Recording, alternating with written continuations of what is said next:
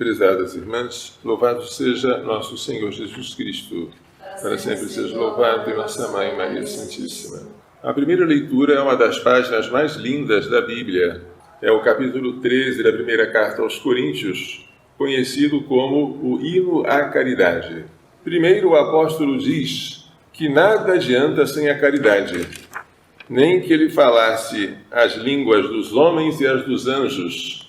Nas assembleias era comum falar-se línguas estranhas, o dom da glossolalia. Isso aí, se eu não tivesse a caridade, eu seria como um sino que faz barulho, mas é oco. Se eu tivesse o dom da profecia, também muito apreciado pelos coríntios, conhecesse todos os mistérios e toda a ciência, tivesse uma fé tamanha capaz de transportar montanhas, se eu não tivesse a caridade, eu não seria nada. E se eu gastasse todos os meus bens em sustento dos pobres, esmola, e entregasse meu corpo para ser queimado, mortificação, se eu não tivesse a caridade, isso de nada me serviria.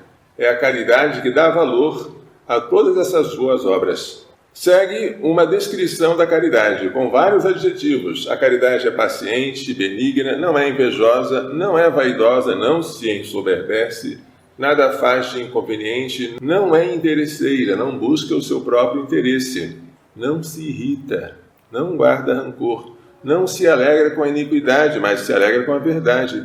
Tudo sofre, tudo suporta, tudo crê, tudo espera, tudo desculpa. Agora, depois de descrita a caridade com vários adjetivos, diz-se que ela não passa.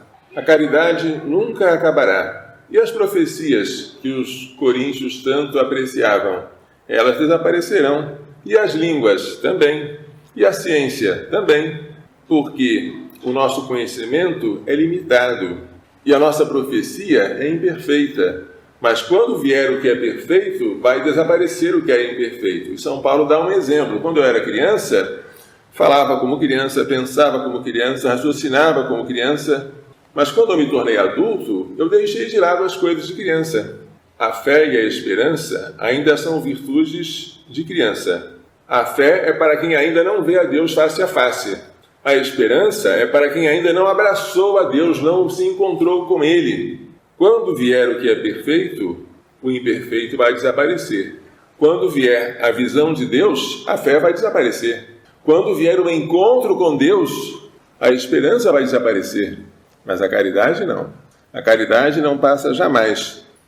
Agora nós vemos a Deus como num espelho, confusamente. Os espelhos antigos eram embaçados. Mas então veremos a Deus face a face, como Ele é.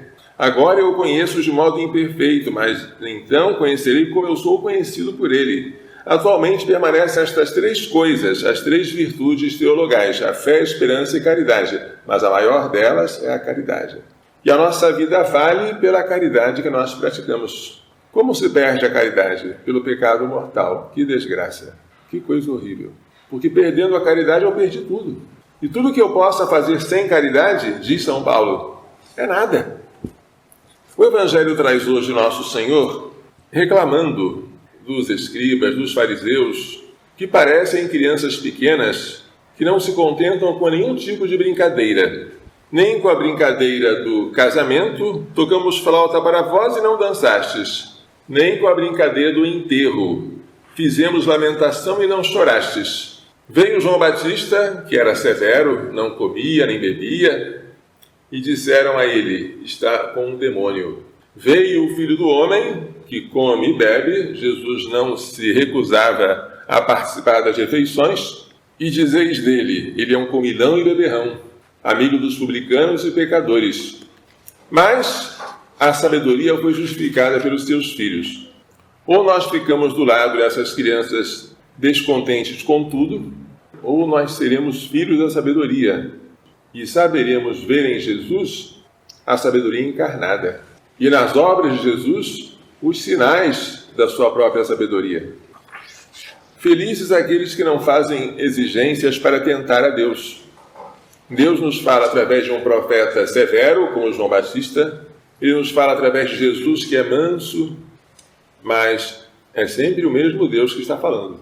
e seremos muito felizes se não rejeitarmos a nenhum dos profetas, por mais que ele não seja aquele que nós esperávamos.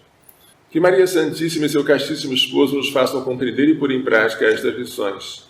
Louvado seja nosso Senhor Jesus Cristo. Para sempre seja louvado e nossa Mãe Maria Santíssima.